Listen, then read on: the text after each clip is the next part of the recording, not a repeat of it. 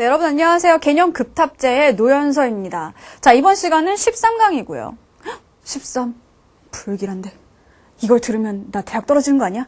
아, 이제부터 13강은 다 듣지 말까? 이런 생각하는 친구들 설마 없으시죠? 그쵸? 안 계시죠? 설마. 아닐 거라고 생각합니다.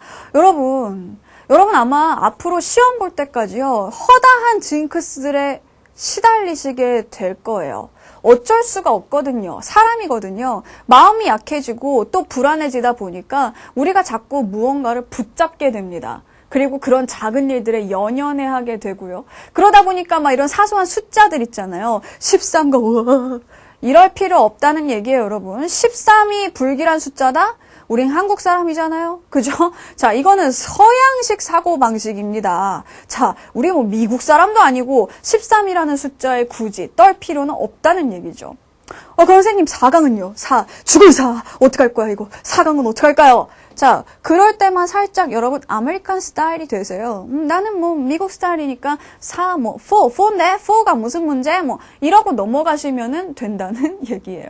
너무 말이 안 되는 것 같아요? 아니에요, 여러분. 이 하나하나가, 이런 하나하나의 여러분의 자세가 여러분의 수능을 또 대학을 결정할 수 있다는 얘기입니다. 아까 선생님이 얘기했듯이요. 여러분 진짜 이 시기가, 이 고3이라는 시기가, 혹은 수험생이라는 이 지위가요, 이런 위치가 어떤 상황인지 아세요? 뭐 겪어본 친구들은 아실 겁니다. 정말 작은 거 하나하나에 매달리게 돼 있어요. 그래서 온갖 징크스들 막 이런 것들 때문에 힘들어하고 뭐 아주 작은 뭐 부적 막 이런 거에도 의지하고 뭐 이럴 때라는 거죠. 자, 여러분 마음을 아주 단단하게 먹으셔야 됩니다. 안 그러면은요, 계속 휘둘리다가 1년 끝나버릴 수가 있다는 얘기죠. 헤쳐나갈 수 있는 방법 알려드릴게요. 부정적인 징크스는요, 그냥 다 쿨하게 넘기도록 하세요. 뭐 13강? 뭐 어때요? 나 한국 사람인데. 4강? 뭐 그럴 때만 아메리칸 스타일. 이렇게 되면 되는 거예요. 아시겠죠? 자, 긍정적인 징크스. 이런 것들은요, 적극적으로 받아들이셔도 됩니다. 7강? 럭키 7? 좋은데, 왠지 좋은 일이 일어날 것 같아. 나 이 7강 정말 열심히 공부할 수 있을 것 같아. 이런 마음은 얼마든지 가지셔도 된다는 겁니다. 모든 것을 다 부정적인 것들은 생각하지 말고요. 긍정적인 것들을 생각하고 가시면요, 여러분 이 시기를 쉽게 이겨낼 수 있을 거라는 겁니다. 뭐 시험을 보러 가는데 책을 떨어뜨렸어요, 바닥에. 책이 떨어졌다. 어떡해? 나 떨어질 건가 봐. 어떡하지? 이렇게 생각하면 안 돼요. 자, 책이 바닥에 떨어졌어도 여러분 뭐라고 생각하냐? 책이 바닥에 붙었네? 책이 바닥에 가서 붙었네? 나는 대학에 붙을 건가 봐. 이런 식으로 여러분 정말 생각만 살짝 돌리면요, 사고를 살짝, 발상을 살짝 전환하면은요, 모든 것이 다 여러분에게 유리해질 수 있다는 겁니다. 알겠죠? 이 고3이라는 시기, 이 수험생이라는 이 시기를요, 어떻게 보낼 수 있느냐? 여러분에게 달려 있습니다. 생각하기에 달려 있다는 얘기죠. 알겠죠? 저도 함께 하잖아요. 저와 함께 하니까 여러분 아마 무적의 그런 수험 생활을 보낼 수 있을 겁니다. 그러니까 걱정하지 마세요. 아시겠죠? 자, 13강. 아무런 상관없는 13강 한번 들어가 보도록 하겠습니다. 자, 비문학. 자, 한번 다시 확인해 보도록 할까요? 비문학에서 꼭 알아야 되는 궁극의 키워드 5. 어떤 것들이 있었죠? 그렇죠. 문두, 천문단. 자, 이런 것들은 우리가 문두는 문제 유형을 알기 위해서, 문제를 또 빨리 풀기 위해서, 또 천문단은 핵심 내용과 구조를 파악하기 위해서, 또 그리고 동그라미와 세모는 세부 내용 일치 문제를 풀기 위해서 알아야 된다. 우리가 살펴봤던 개념입니다. 이번 시간은 전개 방식이에요. 자, 전개 방식. 맞아. 이게 좀 개념이 많았던 것 같아. 나 항상 이 전개 방식 나올 때는 그냥 이렇게 패스했던 느낌이 드는데, 그쵸? 지금까지 외면해왔던, 내가 보기 싫다고 쳐다보지 않았던 바로 그 개념 오늘 확실하게 잡고 넘어가도록 하겠습니다. 자, 전개 방식이라고? 전개 방식을 왜 꼭 알아야 되지? 그래봐야 한 문제 나오는 거 아닌가? 내가 그 한 문제 풀자고 이렇게 1시간 동안 투자해서 개념을 공부하느니 차라리 그 시간에 딴 걸 더해서 다른 데서 점수를 올리겠다. 이런 생각 버리십시오. 자, 왜냐하면은요, 이 전개 방식이라는 것은요, 단순히 그 문제 하나 풀자고 알자는 게 아니거든요. 자, 전개 방식이란 무엇이냐? 가끔 다른 말들로도 시험에 나와요. 자, 위 글의 내용 전개 방식으로 적절한 것은 이라고 할 때도 있고요. 논지 전개 방식으로 적절한 것, 혹은 글쓰기 전략이라는 말로 나오기도 하고요. 서술 방식, 설명 방식이라는 말로 나오기도 합니다. 그런데 이런 것들이 문제에 나오든 안 나오든 분명 50문제 중에 한 문제 나옵니다. 즉 비문학 지문 6개 중에서 딱 한 지문에만 나온다는 얘기죠. 그럼에도 불구하고 왜 이것이 중요한 개념이냐. 여러분 보세요. 논지를 전개한다, 혹은 글쓰기 전략을 세운다, 서술한다, 설명한다. 이 방식을 아는 것이 왜 중요하냐면요. 자, 여러분 꼭 이 문제를 풀기 위해서가 아니라 내용 일치 문제를 풀든 적용 문제를 풀든 전개 방식을 알면 훨씬 더 빨리 풀 수가 있습니다. 무슨 얘기냐? 자, 선생님이 지난번에 비문학 첫 시간에 핵심 내용 찾는 방법 알려준 적 있죠. 그쵸? 자, 핵심 내용 찾는 방법 3가지 알려줬는데, 핵심어를 찾는 방법 3가지 알려줬는데, 자, 핵심어 찾는 방법 중에 자주 나오는 거, 따옴표 돼 있는 거, 3번째가 뭐였어요? 정의돼 있는 거였죠. 정의가 되어 있는 것이 바로 뭐다? 그 글의 핵심어이다. 결국 무슨 얘기냐? 우리가 정의가 무엇인지 알고 있다면 글의 핵심 내용도 빨리 찾을 수가 있다는 겁니다. 그래서요, 글의 구조를 알게 되면 우리는요, 글의 내용도 훨씬 더 쉽게 그리고 빨리 파악을 할 수 있다는 얘기죠. 정의뿐만 아니라 다른 전개 방식들도 마찬가지예요. 그래서 우리가 글을 좀 더 전체적으로 잘 이해하기 위해서 혹은 답을 빨리 찾아오기 위해서 전개 방식 개념들을 반드시 알고 가셔야 된다는 얘기예요. 아시겠죠? 자, 그러면은 전개 방식 어떤 식으로 출제되는 문제인지 한번 우리 2011년도 수능 문제를 보도록 하겠습니다.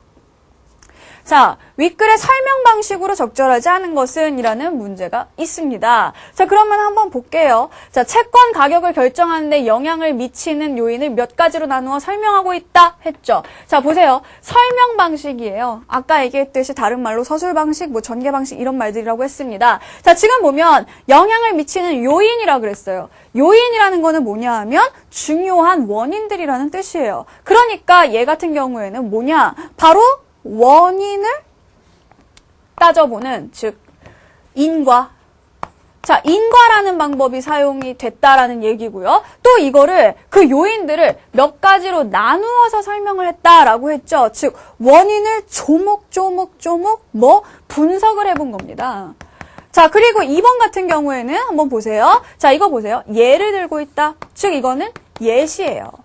자, 그 다음에 3번 보니까 유사한 원리를 보이는 현상에 빗대어. 자, 빗대어라고 했다면 얘는 비유 또는 유추가 사용이 된 겁니다.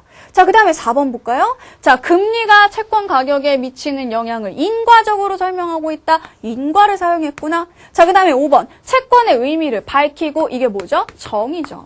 그 다음에 그 종류를 들고 있다. 이거는 분류입니다. 자, 이게 그 말이었어? 이거죠.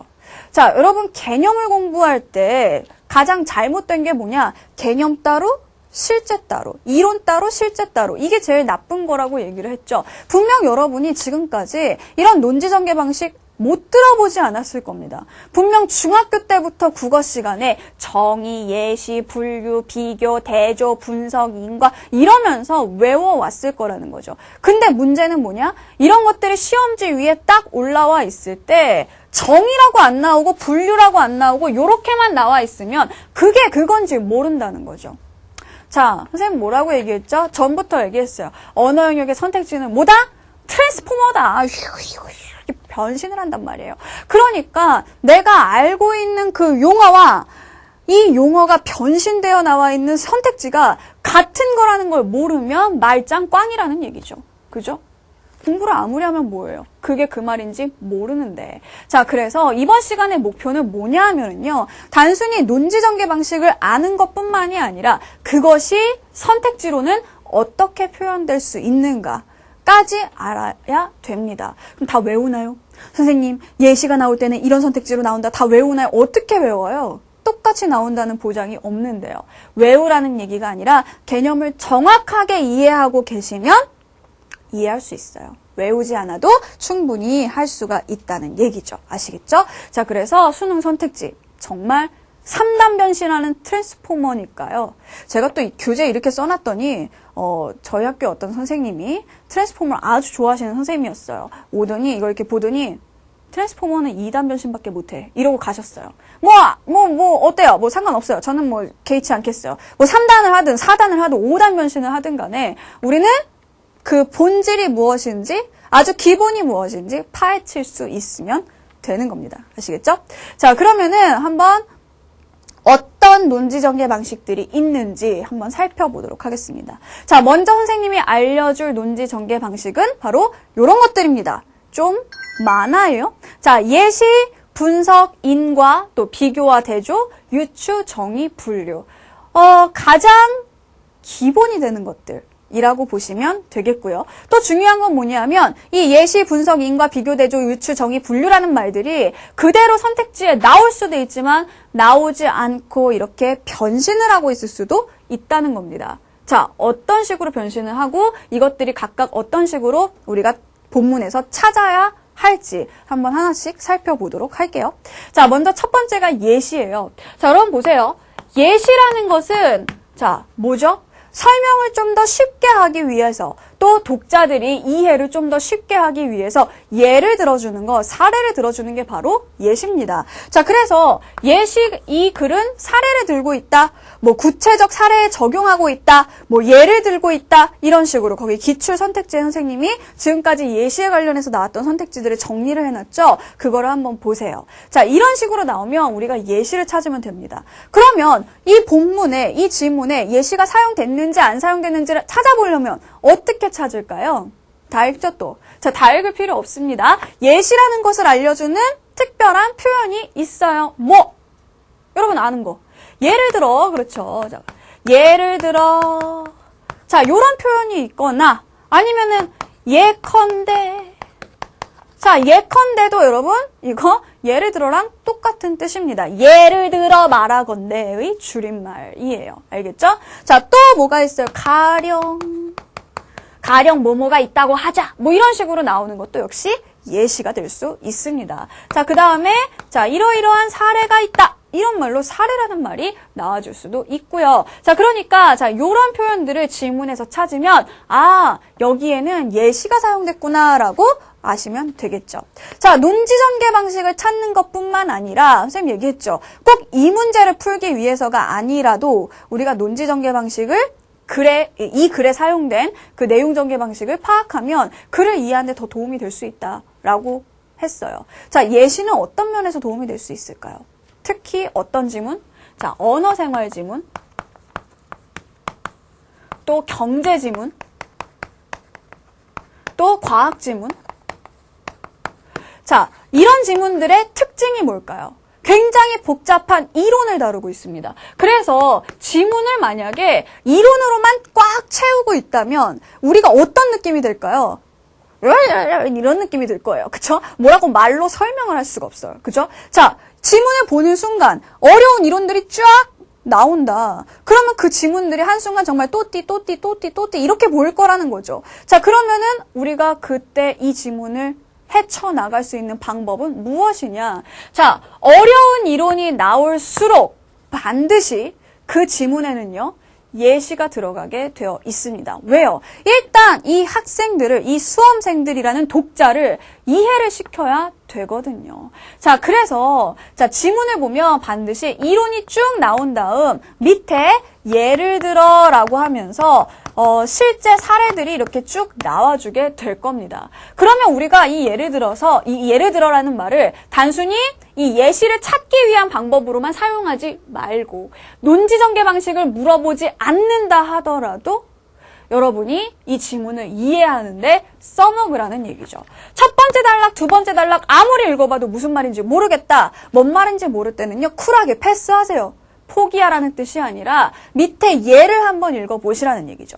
특히 언어생활 지문, 특히 문법 나와 있는 지문들 같은 경우에 이론을 보면 무슨 말인지 모르겠지만 예시를 보면 별거 아닐 때가 굉장히 많이 있을 수 있다는 얘기입니다. 알겠죠? 자, 그래서 논지 전개 방식 단순히 그냥 그 문제 풀자고 하는 거 아닙니다.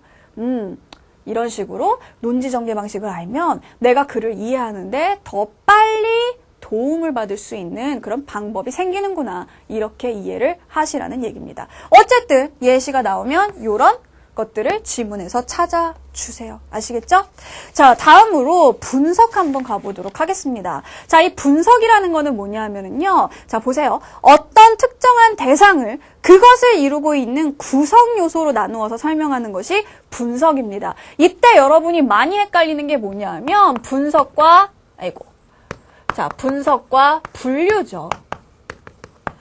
자, 분석도 나누는 거고 분류도 나누는 건데, 자, 어떻게 다르냐? 분석이라는 것은 구성 요소로 나누는 것. 예를 들어서, 자, 자전거를 한번 분석을 해보도록 합시다. 자, 여러분 자전거를 어떻게 구성 요소로 나눌 수 있을까요? 이럴 때는, 분석을 할 때는요, 자전거를 해체해야 됩니다. 자전거를 분석하면 뭐 핸들, 그쵸? 뭐 바퀴, 그 다음에 뭐 기어, 그 다음 페달, 선생님 이 정도밖에 모르겠네요. 미안해요. 자, 뭐 어쨌든 이런 여러 부품들로 우리가 자전거를 나눠볼 수 있겠죠. 이게 바로 분석입니다. 자, 그러면 분류라는 거는 뭐냐? 자, 분류라는 거는 어떤 전체를, 자, 자전거라는 전체가 있을 때 이거를 이렇게 구성 요소별로 이렇게 나눠서 이렇게 쪼개서 설명하는 것이 분석이라면, 분류라는 거는 뭐냐 하면, 자, 자전거에 여러 종류가 있죠. 자, 분류, 류자가 들어가 있잖아요. 얘는요, 종류별로 나누는 거예요. 그래서 반드시 분류에는 어떤 기준이 필요합니다. 그러면 자전거를 분석해라. 그러면 핸들, 페달 이런 식으로 가겠지만 자전거를 분류해라 하면 기준을 정해야죠. 어떤 기준? 바퀴의 수에 따라서 자전거를 분류할 수 있어요. 그쵸? 세발 자전거, 뭐 두발 자전거, 뭐 외발 자전거 이런 거 그렇죠? 자, 이런 식으로 바퀴의 수에 따라서 종류를 나눌 수 있고요. 자, 또 뭐가 있어요?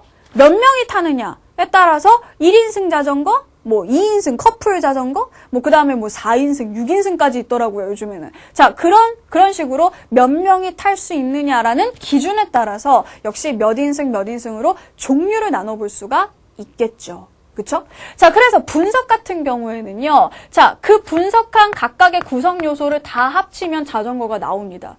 하지만 분류라는 거는요. 그 나눈 것들을 합친다고 해서 자전거가 나오지는 않죠. 그쵸? 외발 자전거, 두발 자전거, 세발 자전거를 합쳐서 자전거가 나오는 건 아니잖아요. 그죠? 자, 그래서 이런 식으로 자, 분석과 분류를 여러분이 확실하게 구분을 할 수 있어야 되겠습니다.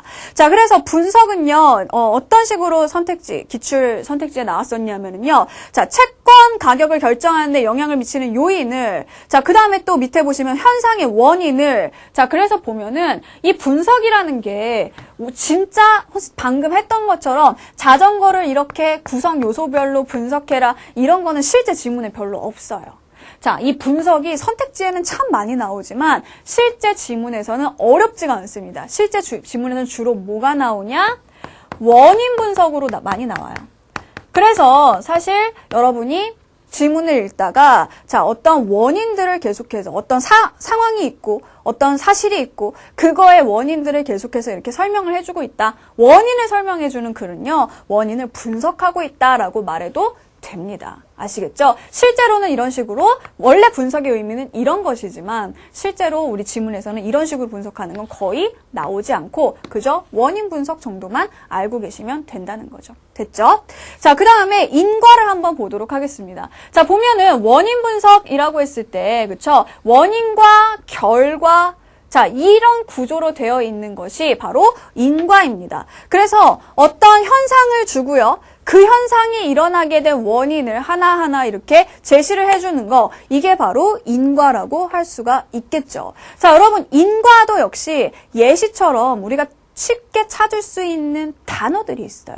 뭐냐? 자, 우리가 인과를 쉽게 찾으려면 인과라는 것은 원인, 결과라고 그랬잖아요.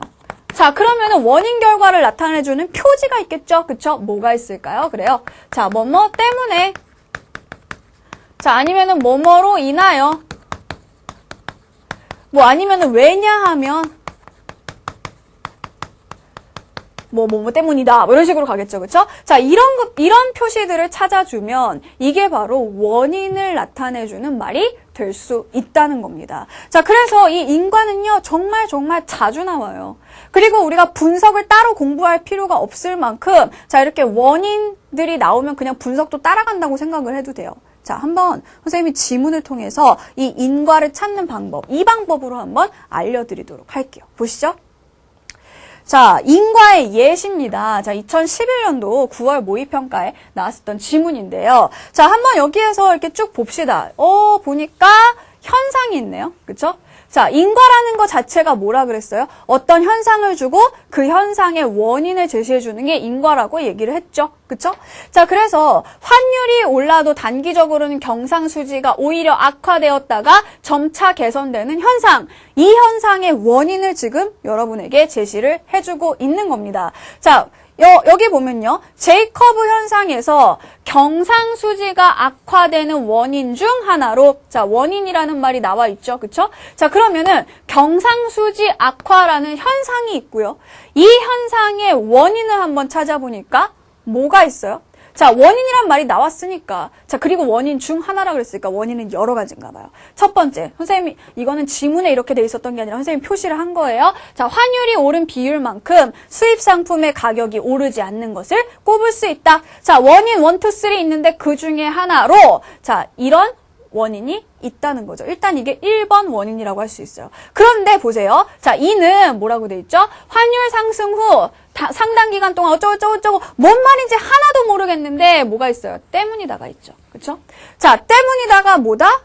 바로 원인을 나타내는 것이다. 자, 그럼 봅시다. 자, 이 A가 보세요. 앞에 선생님이 경상수지 악화라는, 자, 악화라는 어떤 하나의 현상, 결과가 있었고요. 그쵸? 이 결과에 대한 원인 중 하나로 아까 밑줄 친 1번이 있었죠.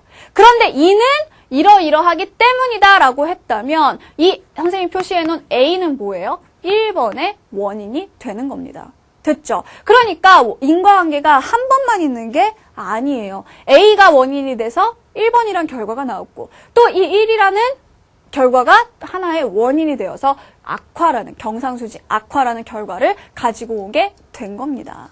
자, 그 다음 보면은요, 또한이 있어요. 자, 이 또한이라는 거는 뭘까요? 그리고죠. 앞에 나와 있는 것과 대등하게 연결을 해주는 건데 아까 뭐라 그랬어요? 원인 중 하나로 1번이 있었던 거죠. 즉 원인이 여러 개가 될 수 있다는 거죠. 그러면은 또한이라고 했으면 1번 원인 외에 자 2라는 또 다른 원인이 있는 거고요. 그 다음에 또 뭐예요? 그뿐만 아니라 자 그뿐만 아니라도 역시 그리고의 역할을 하는 겁니다. 자 그러니까 3번이라는 또 하나의 원인이 되겠죠. 그래서 경상수지 악화에는 결국 1, 2, 3, 3개의 원인이 있었는데 그 1번의 또 원인으로 A가 제시되어 있는 겁니다. 자, 그러니까 어때요? 지문에서 찾으면 돼요.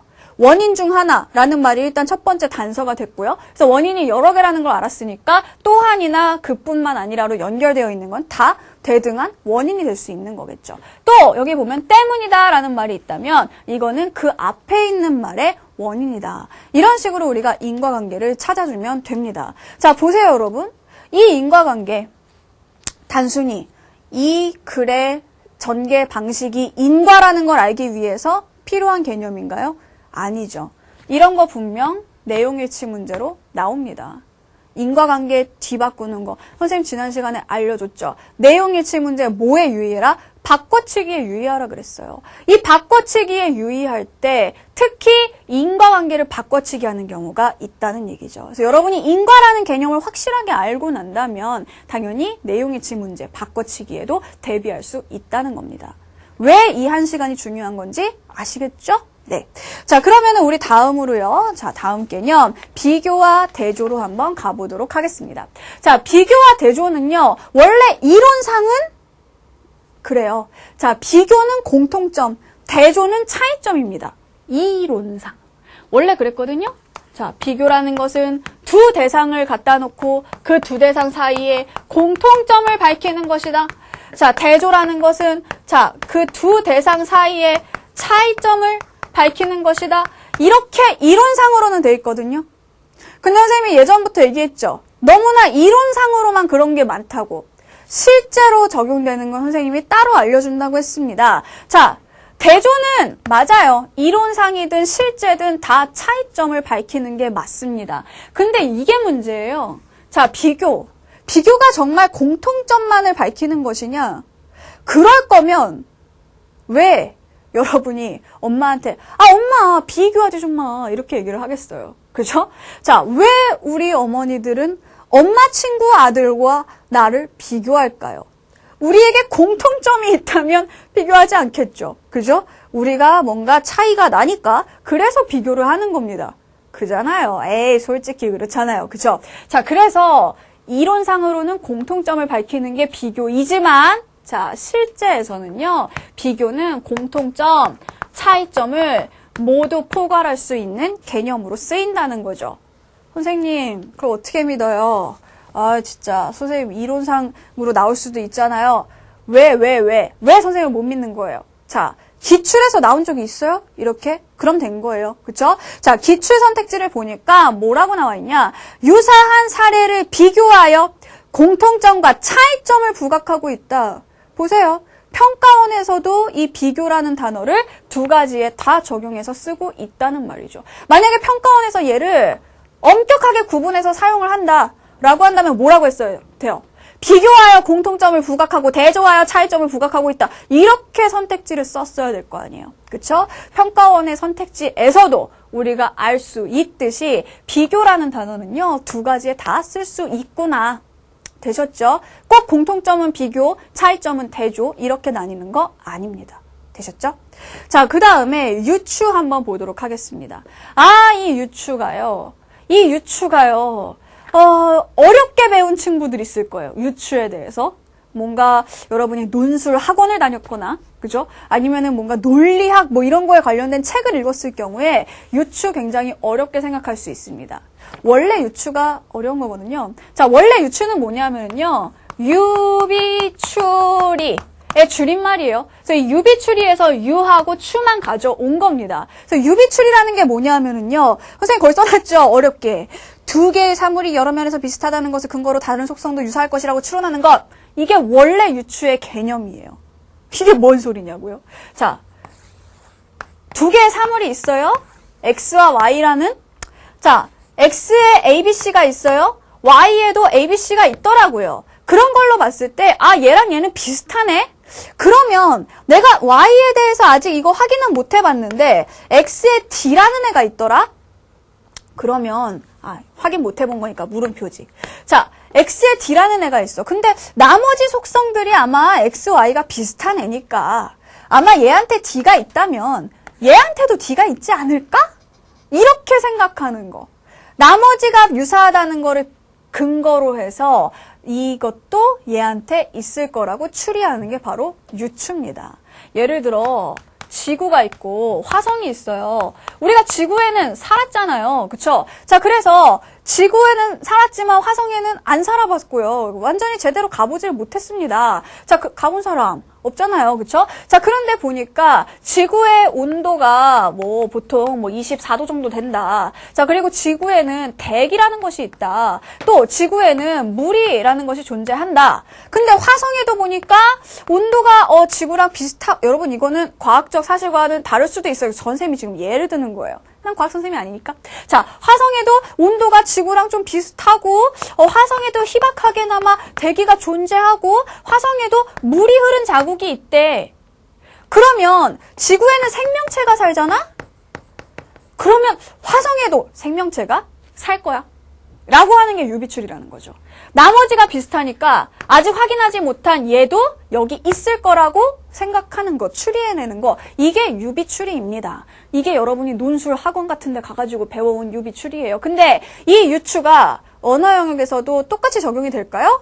아니에요. 자, 유비추리의 개념은 이런 거지만 언어에서는 다행히도 훨씬 더 쉽게 적용이 되어 있습니다. 무슨 얘기냐면 이렇게까지 어려운 게 유추가 아니고요. 그냥 좀 이론이 어렵고 생소하고 복잡하고 그런 거예요. 추상적이고. 그런 거를 설명을 하려다 보니까 너무 사람들이 힘들어하는 겁니다. 그러니까 좀 더 쉽고, 그렇죠? 좀 더 단순하고, 좀 더 익숙하고 좀 더 구체적인 비유를 드는 거죠.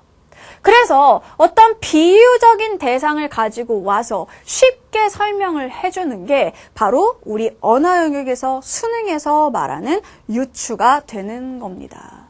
자, 그래서 예를 들면 이런 거죠. 글을 쓴다는 것은 마치 집을 짓는 것과 같다. 이렇게 일단 비유를 해놓는 거예요. 글 쓰는 것을 집 짓는 것에다가 비유를 해놓고, 자, 집을 지을 때 설계도가 중요하듯이 글을 쓸 때도 개요가 중요하다. 이게 유추입니다. 뭐 X, Y, A, B, C 뭐 이런 거 할 필요가 없다는 얘기예요. 알겠죠? 자, 그래서 어떤 대상을 설명하려고 하는데 그 대상이 좀 어렵다. 좀 설명하기가 애매하다. 그래서 그거를 좀 더 쉬운 대상에다가 빗대어서 설명하는 방법, 그걸 유추라고 알아두시면 되겠습니다. 되셨죠? 자, 그러면 다음으로 우리 다음 개념 한번 가보도록 할게요. 자, 바로 정의라는 개념입니다. 자, 이 정의라는 개념은요, 선생님 전에 핵심 내용 찾기 할 때 알려줬어요. 자, 정의라는 거는요, 개념을 밝혀주는 겁니다. 이 글에서 얘는 이런 개념으로 사용됐어. 라고 개념을 밝혀주는 거예요. 자, 어떤 구조로 나오느냐? 자, 뭐뭐랑 뭐뭐이다. 자, 뭐뭐랑 뭐뭐를 말한다. 그죠? 자, 뭐 아니면은, 자, 뭐뭐뭐뭐를 뭐뭐라고 한다. 자, 이런 식의 구조로 되어 있는 것들이 바로 정의다라고 볼 수 있습니다. 그리고 뭐 정의라는 것이 사용됐다라는 핵심, 내용 전개 방식 문제를 풀기 위해서도 이 개념을 알아야겠지만, 뭐 이 문장 구조를 알아야겠지만, 중요한 건 뭐다? 핵심어를 찾을 때 이 정의가 굉장히 유용하게 사용될 수 있다는 거. 선생님이 비문학 첫 시간에도 얘기했고요. 이번 시간 앞부분에서도 잠깐 이야기를 했습니다. 자, 그래서, 자, 이 글에서 정의를 사용하고 있다, 혹은 뭐, 그 의미를 밝히고 있다, 이런 말이 나온다면, 이런 구조를 한번 찾아주세요. 자, 선생님이 기출해서 정의의 예들을 한번 찾아왔습니다. 예 한번 보세요. 자, 창조도시는 창조적 인재들이 창의성을 발휘할 수 있는 환경을 갖춘 도시이다. 자, A는 뭐뭐뭐뭐뭐뭐이다 라고 해서 쭉 밝혀준 거. 이게 바로 정의가 되겠죠. 그 다음에 두 번째, 일반적으로 동식물에서 종이란, 자, 뭐뭐란, 끝에 보니까 뭐라고 돼 있어요? 뭐를 뜻한다 라고 돼 있죠. 그쵸? 그래서 뭐뭐를 말한다, 혹은 뭐뭐를 뜻한다. 자, 이런 것도 역시 정의에서 자주 사용되는 그런 문장 구조입니다. 그래서 이런 식으로 쉽게 찾아주시면 될 것 같아요. 자, 기출 선택지 보니까, 자, 채권의 의미를 밝히고 그 종류를 들고 있다라고 나와 있죠. 자, 그러면 다음으로 분류를 한번 보도록 하겠습니다. 자, 분류는 아까 선생님이 분석을 설명하면서 잠깐 이야기를 했었죠. 예전에는요, 분류와 구분을 나눠서 배웠었어요. 분류는 묶는 거, 구분은 나누는 거. 뭐가 달라요? 같은 거예요. 중요한 거는 기준이 있어야 된다는 거죠. 하나의 기준을 가지고 비슷한 것들끼리 이렇게 묶어주는 것을 분류라고 한다. 요것만 기억을 하고 가시면 되겠습니다. 그래서 보시면은요, 기출선택지 위에 정의랑 똑같은 선택지를 선생님이 썼죠. 자, 그런데 자, 채권의 의미를 밝히고 여기까지는 정의이지만 그 뒤에 나오는 그 종류를 들고 있다. 여기는 바로 어디에 해당한다? 분류에 해당하는 것이다. 이렇게 기억을 해주시면 되겠습니다. 자, 그러면은 이렇게 선생님이 기본이 되는 개념들을 지금까지 알려드렸어요. 자, 근데 기본이 되는 개념들도 물론 중요하지만 지금부터 선생님이 하는 얘기를 더 잘 들어야 됩니다. 왠지 알아요? 지금부터 선생님이 가르쳐주는 개념은요, 많지 않거든요. 3개밖에 안 되거든요. 근데 이거 엄청 자주 나왔어요. 나왔다 하면 답이었고요. 찾기도 쉽습니다. 자, 그래서 자, 이 3가지 개념 더 알려드리도록 할게요. 자, 뭐냐?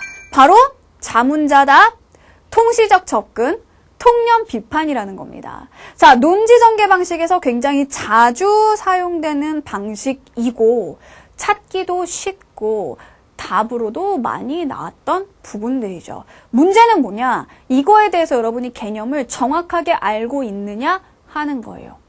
개념을 알았을 때 이거를 지문에서 잘 찾을 수 있느냐 하는 거예요. 자, 그러면은 이 부분 하나하나씩 역시 선생님이 알려드리도록 할게요. 자, 먼저 자문자답. 자, 자문자답이 뭐죠? 자, 스스로 묻고 스스로 답하다라는 뜻입니다. 골룸처럼요. 그쵸? 자, 그러면은 그 종류에는 무엇이 있을까? 종류에는 말이지, 이렇게 세 가지가 있단다. 자, 첫 번째 종류는 그럼 뭐 어떤 문제가 있지? 자, 이런 문제가 있지. 자, 이런 식으로 혼자 글 속에서 묻고 답하고 아주 난리가 났어요. 자, 이런 것들을 볼 때 여러분 어떤 생각이 들어요? 잘 놀고 계시군. 뭐 이런 생각이 드시나요? 자, 아닙니다. 자, 자문자답이라는 거는, 보세요. 자, 스스로 묻고 스스로 답한다. 그래서 이 자문자답의 형식을 취하여 라고 선택지에 나올 때도 있고요. 자, 선택지에, 자, 거기 보세요. 기출선택지 2012년 수능 보니까 문답 형식으로 이렇게 나오기도 합니다. 자문자답이라고 할 때도 있고, 자, 문답 형식으로 라고 할 때도 있고, 아니면은 스스로 물음에 답하며 이렇게 나올 때도 있고요. 아니면은 문제를 제기하고 뭐 이에 답하는 형식으로, 이것도 트랜스포머처럼 굉장히 다양한 변신이 가능하다는 거죠. 이 모든 것들이 다 자문자답이구나 라고 알아두시면 됩니다. 자, 그러면은 자문자답이 쓰였는지 안 쓰였는지를 찾아보려면 여러분 어떤 표현을 찾을 거예요? 물음, 문제제기 다 물어본 거잖아요. 물어보려면 어떻게 해야 됩니까? 자, 물어보려면 어떻게 해야 돼? 물어봐야 되죠. 그쵸? 자, 그래서 자문자답이 사용됐는지 안 사용됐는지 살펴보려면 이거 찾으면 되잖아요. 그쵸? 지문에서 물음표를 찾으시면 됩니다. 자, 물음표 주로 어디에 나와 있냐? 주로 이 자문자답 찾으려면 어디로 가냐? 첫 번째 문단에 주로 나오고요. 아니면 각 문단의 첫 문장에 나올 수 있습니다. 그래서 자, 자문자답 내가 빨리 찾고 싶다. 그러면 어디를 집중적으로 보냐? 첫 번째 문단을 보거나 아니면은 나머지 문단의 첫 줄, 자, 이런 데를 찾으시면요, 쉽게 찾을 수가 있어요. 자, 그리고 자문자답을 사용하게 되면 어떤 효과가 있을까요? 자, 안 그래도 어려운데, 안 그래도 뭔 말인지 모르겠는 그런 이론들을 설명하는 주제에 집중력도, 집중할 수 있게도 만들어주지 않으면 안 되겠죠. 그쵸? 자, 그러니까, 어려운 얘기를 할수록 이렇게 자꾸 물음을 던지는 거예요. 독자가 읽다가 자면 안 되잖아요. 그쵸? 읽다가 자면 안 되니까 뭔가 이렇게 딱 생각을 할 수 있는 계기를 주는 겁니다. 그래서 거기 보면 예를 보세요. 그런데 이런 생각은 옳은 것일까? 그러면 자기도 모르게 옳은 건가? 생각해보게 돼요. 물론 우리는 안 하지만요. 이론상으로요. 자, 그렇다면 이거의 종류에는 무엇이 있을까? 종류를 이제부터 알려주려나? 자, 이런 식으로 의문을 던지게 되면, 자, 어떤 물음을 던지게 되면 독자들이 좀 더 집중하게 되는 효과가 있습니다. 자, 이렇게 독자들을 집중하게 만든다. 이거를 우리 시험에서는 어떤 용어로 쓰냐? 바로 독자들의 주의를 환기한다. 라는 이런 선택지 본 적 있죠? 그쵸? 자, 그래서 자문자답의 형식으로 독자들의 주의를 환기하고 있다. 자, 이런 식의 선택지 나올 수 있습니다. 자, 주의를 환기한다. 그러면은, 생각해 볼 필요 있어요? 나는 별로 주의가 환기가 안 되는데. 뭐 물어봤다고 해서 별로 집중이 안 되는데 그건 여러분 생각이에요. 알겠죠? 자, 내가 집중을 못할 뿐 자문자답 얘는 반드시 자동으로 따라오는 거예요. 알겠죠? 그러니까 여기까지 너무 깊게 생각하지 마십시오. 자동으로 따라오는 효과다. 이렇게 알고 가시면 됩니다. 자, 그 다음 두 번째. 진짜 중요한 겁니다. 뭐? 통시적 접근이에요. 자, 여러분 이 통시적 접근이라는 건 뭐냐 하면 자, 이 시라는 말이 무슨 시자일까요? 그렇죠. 우리가 시간 할 때 그 시자입니다. 자, 그래서 통시적 접근이라고 했을 때는요. 시간을 고려한 접근 방법을 얘기하는 거예요. 자, 그래서 시대가 이렇게 흘러가면서 대상이 어떻게 변해갔는가? 이런 식으로 접근하고 있는 글이 통시적인 글이 된다는 거죠. 그러면은 선택지에 통시적 접근이라는 말이 나왔다. 그러면 우리가 이게 통시적인지 아닌지 어떻게 찾을 수 있을까요? 쉽게 찾을 수 있는 방법은 숫자를 찾는 거예요. 16세기, 17세기, 18세기 이런 식으로 각 단락에 세기가 표시가 되어 있거나 아니면은 이렇게 그 숫자로 그쵸? 1568년도 이런 식으로 숫자로 연도가 표시가 되어 있거나 아니면은요, 뭐 예를 들어서 뭐 르네상스 시대, 뭐 바로크 시대, 뭐 알 수는 없지만 먼 시대 이런 식으로 흘러가고 있는 것도 역시 통시적 접근이다라고 볼 수 있다는 겁니다. 눈으로 찾기가, 확인하기가 쉬운 그런 방법이에요. 자, 그래서 기출 선택지 한번 보세요. 시대적 흐름에 따른 이게 통시적 접근이에요. 알겠죠? 다른 말이 아니에요. 어려운 말이 아니라 시대의 흐름에 따라서 핵심 개념의 변천 과정을 규명하고 있다. 자, 그러면은 이 시대의 흐름에 따른이라는 말을 자, 통시적으로 접근하여라고 바꿔도 무방하다라는 얘기입니다. 자, 그 다음에 중심 개념의 변천을 역사적으로 개관하고 있다. 자, 이 역사적이라는 것도 우리의 역사 뭐 이런 게 아니라 역사적으로 개관한다는 건 시대의 흐름에 따라서 개관한다라는 얘기입니다. 그래서 이 역사적으로라는 말을 통시적으로라는 말로 바꿔도 무방하다라는 그런 얘기죠. 아시겠죠? 자, 그럼 우리 보너스로요. 통시와 짝꿍인 개념 있잖아요. 공시라는 말이 있죠. 자, 그거는 어떤 느낌일까요?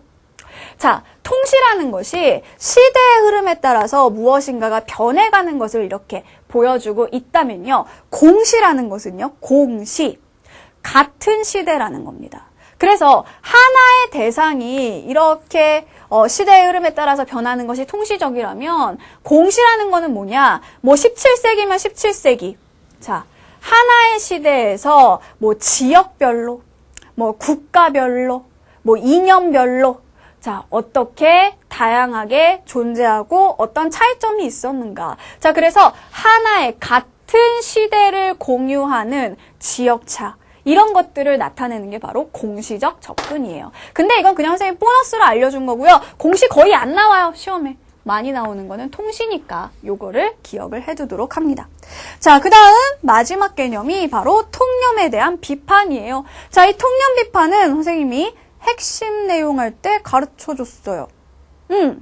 자, 일반적으로 뭐 많은 사람들이 대부분의 사람들이 전통적으로 고전적 의미는 이런 식으로 말이 나오게 된다면 얘는 통념이 되어서 거의 99% 글의 뒷부분에 가서 뒤집어진다라고 얘기를 했었죠. 그쵸? 자, 그래서 통념이라는 것을 지적하고 사람들의 통념을 지적하고 이에 대해서 잘못된 것을 증명하고 있다. 이런 식으로 선택지가 나올 경우에 우리가 무엇을 찾아야 되느냐? 거기 나와 있는 것처럼 전통적으로, 고전적 의미, 일반적으로 대부분의 사람들이 뭐 지금까지는 이런 표현들을 찾아주시면 아, 이게 통념을 제시해주고 있구나 라는 거 쉽게 찾을 수 있겠죠? 이건 선생님이 통념에 대한 얘기는 지난번에도 많이 했었으니까 자, 기출 선택지만 한번 보도록 할게요. 자, 구체적 증거를 활용하여 통념이 잘못된 것임을 증명하고 있다. 통념에 대한 의문을 제기하고 근거를 들어가며 주장을 펼치고 있다. 일반인의 상식을, 이게 통념이에요. 자, 일반인의 상식을 제시한 후 이를 논리적으로 비판한다. 자, 그래서 통념이 만약에 제시가 될 경우, 즉 고전적 의미, 전통적으로, 일반적으로 이런 말들이 제시될 경우에는 여러분이 뒤에 반드시 그런데나 그러나라는 말이 있는지를 찾아보세요. 그때부터 이 통념이 뒤집히는 겁니다. 알겠죠? 자, 그러면은 선생님이 따끈따끈한 기출문제 몇 개를 보여드리면서 지금까지 배웠던 거 한번 확인을 시켜드리도록 할게요. 자, 일단 2012년도 수능 문제 한번 같이 보시죠. 자, 이게 첫 번째 단락입니다. 자, 선생님이 비문학 첫 시간에 얘기했어요. 첫 문단 중요하다. 왜? 첫 문단을 읽으면 우리가 핵심어도 알 수 있고 뭐도 할 수 있다. 글의 구조도 알 수 있다. 그래서 지금 여기에서요. 43번 문제가 위 글의 내용 전개 방식으로 가장 적절한 것은 해가지고요. 내용 전개 방식을 묻고 있는데 자, 선생님은 이 내용 전개 방식을 첫 번째 단락에서 끝내버릴 거예요. 자, 어떻게 끝내는지 볼까요? 자, 서양 음악에서 기악은 그러고 보니까 우리 이거 지난번에 봤던 그런 단락인 것 같죠? 왜? 기악, 그죠? 그 다음에 또 기악, 그죠? 자, 그 다음에 또 기악 해가지고 뭐? 아, 자주 나오는 거. 얘가 핵심어구나. 핵심어 찾기 할 때 선생님이 이거 한번 해줬었어요. 자, 그럼 이번에는 내용 전개 방식이라는 측면에서 다시 한번 접근을 해보도록 합시다. 자, 서양 음악에서 기악은 르네상스 말기, 바로크 시대, 뭐예요? 끝! 통시적 접근. 그렇지 않아요? 그죠? 자, 뭔가 통시적 접근으로 이루어진 듯해요. 그런데 문제는, 자, 문제를 봤는데 통시적 접근이 없어요. 그죠? 선택지 중에 통시적 접근이 없습니다. 자, 그러면은 통시적 접근은 없는데 비슷한 걸 찾아야겠죠. 자, 비슷한 걸 찾자. 무슨 얘기냐? 시대적 흐름 아니면 뭐 역사적으로 뭐 이런 말들이 나와 있어야 돼요. 시대에 따라서 뭐 이런 식으로 말이 있어야 돼요. 그럼 보니까 또 없어요. 그런데 비슷한 게 있죠. 어디 있어요? 3번을 보세요. 이를 해결하는 과정을 제시한다. 여러분, 과정이라는 건 시간 순서에 따라서 일어나는 겁니다. 그죠?